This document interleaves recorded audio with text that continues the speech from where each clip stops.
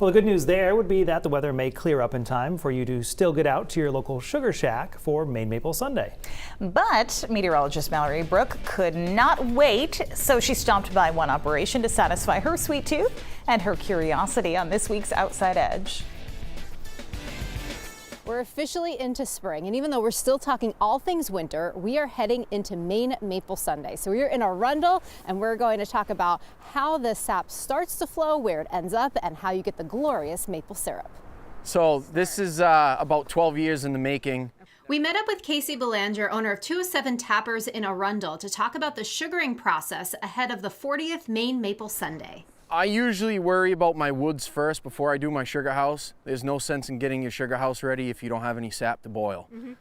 So I'm usually about the middle of January I start tapping.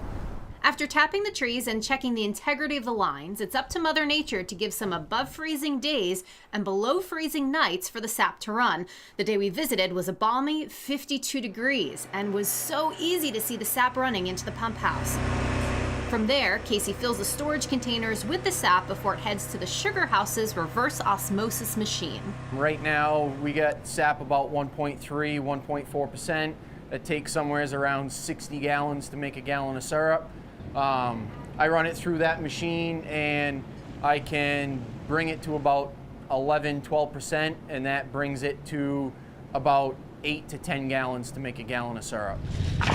And then we're off to the races, boiling the sap and waiting for the liquid gold to be dense enough to be considered syrup. Something Casey has been passionate about since his dad and uncle started tapping trees when he was in grade school.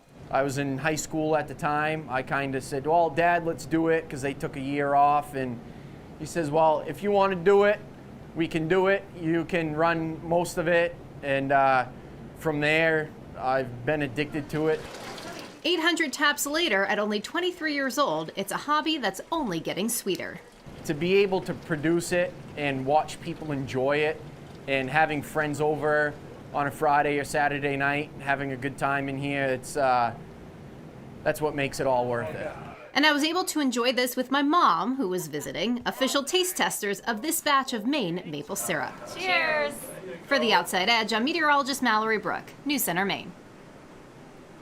Oh my gosh.